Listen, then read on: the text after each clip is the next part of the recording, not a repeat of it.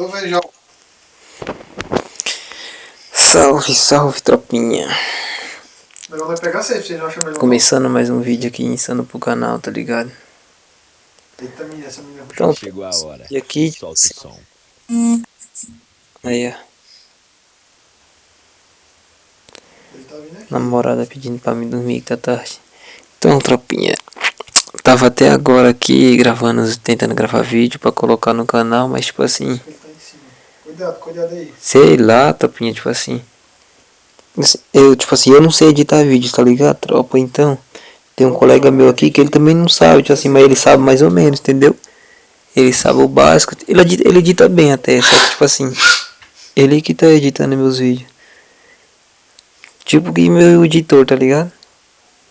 Só que tipo assim, tropinha, Isso é rápido, por isso que os vídeos, quando ele coloca a borda, sai embaçado. Não sei se vocês reparou aí, o vídeo sai embaçado, entendeu?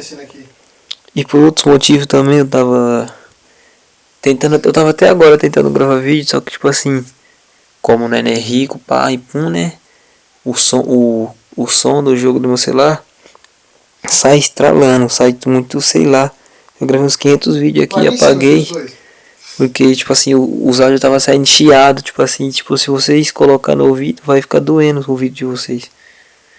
Então, nem adianta eu colocar no canal, porque assim, porque vocês não vão gostar de ficar ouvindo barulho desse bagulho piano e tal, as coisas piano. Então cuidado. tô gravando esse vídeo aqui só pra, não vou nem editar nem nada, vou colocar do jeito que tá aqui, vou só pra Chegou a hora. não ficar sem Solta o vídeo som. hoje, tá ligado, tropinha? Chegou a Tipo hora. assim, Solta o som. quando eu gravo, eu uso o fone do meu irmão, entendeu? Tipo assim, como vocês podem ver, ó. Ele tá jogando agora, usando o fone, ele tá gritando ali.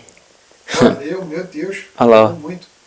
Tá usando o fone, então. Acho que eu tô levando. Se eu gravar pra vocês agora, meu áudio vai sair gritando, vai sair. Gritando não, né? Vai sair zoado, vai sair chiando, fazendo barulho. Então nem vou nem tentar.